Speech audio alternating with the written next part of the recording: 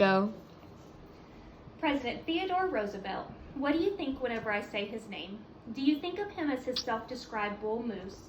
The fact that he was the 26th president, that he was the youngest president, a Republican, and also a winner of the Nobel Peace Prize. The one thing you probably didn't think of is the fact that he has a tattoo. According to Robert Brooks on the flag, he has a rather large tattoo on his chest of his family crest. Tattoo, hair colors and haircuts, and piercings have all been forms of self-expression throughout the decades, and yet they're still frowned upon in the professional world. I have firsthand experience of dealing and working in a workplace with bright colored hair. I'm going to combine my experience and a little bit of research and try to influence you to be just a little more accepting of self-expression in the workplace. I mean, if the top job in the U.S., President of the United States, can have a tattoo, why is it frowned upon for the rest of us in the workplace?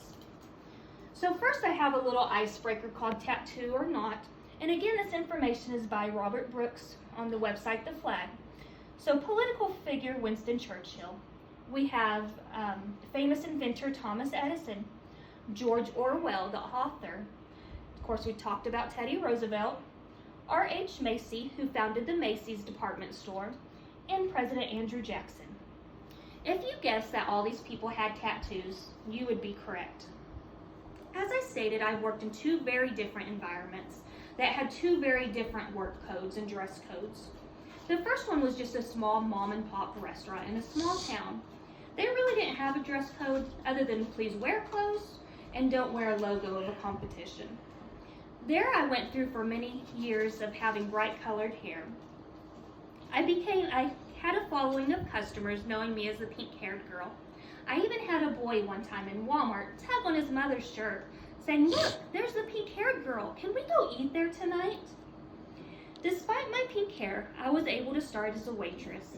I moved up and cross-trained to all other positions, became the assistant manager, and eventually managed that small restaurant. Now, the second place of employment that I worked was one of the largest employers in the area. They had very strict codes about what you could wear and what you could look like. Many times, our nurses and doctors with tattoos had to wear the long hot sleeves, long pants, and had to have their tattoos completely covered. They couldn't have any abnormal hair, had to be a normal cut and color. In piercings, you were only allowed to have one in each ear, but they allowed you to have your ears gauges, which is those big holes in your ears in case you aren't aware. So no, you couldn't have two piercings in your ears, but you could have a hole in your ear. We noticed that this varied by department and status. There was a manager of one department that had spiky, multicolored hair. She had big gauges in her hair and a nose ring.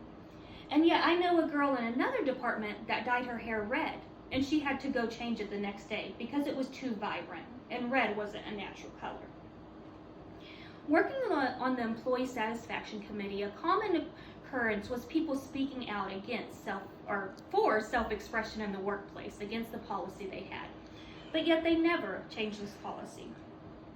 Another unfair thing, as listed by Liz Schumer on the rules NFL cheerleaders must follow, is the fact that the NFL football players can be completely tatted up, but that the cheerleaders aren't allowed to have any tattoos. I'm not asking for a free-for-all for allowing tattoos in the workplace. Some are visibly obscene and vulgar and would never have a place in the professional world. But I am asking for universal policies ending the ban of self-expression in the workplace. In 2014, 40% of households had tattoos, according to Daniel Thomas on the website Tattoos at the Workplace. By allowing people with tattoos or self-expression to work in your job, you're allowing for more applications to come in. The London police actually relaxed their ban on tattoos in 2017. They noticed that the application pool rose by 10%. That gives employers better options for people as well as employees. They can follow their dream and work in a profession they love despite having piercings and tattoos.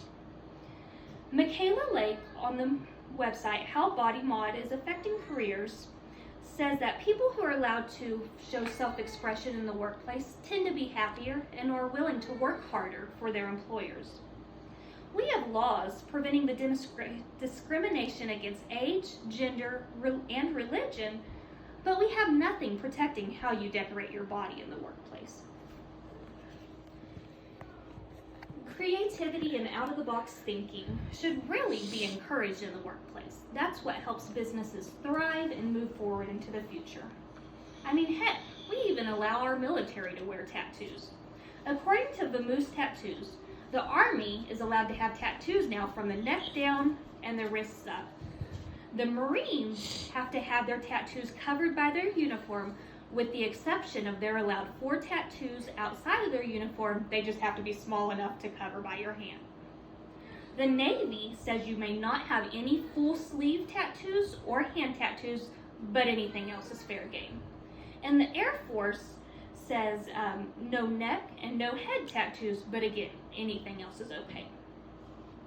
Think about it. What if your child, young, excited, maybe a little bit ignorant, goes out and gets their first tattoo at 18? Maybe they get it a little too large and in a spot that's a little too visible as deemed by society. Now they can't be a doctor. Is that really what we want to do for these children?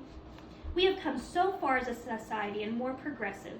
We need to continue to push forward and make tomorrow better, a tomorrow where everyone is accepted. So what does this mean for you?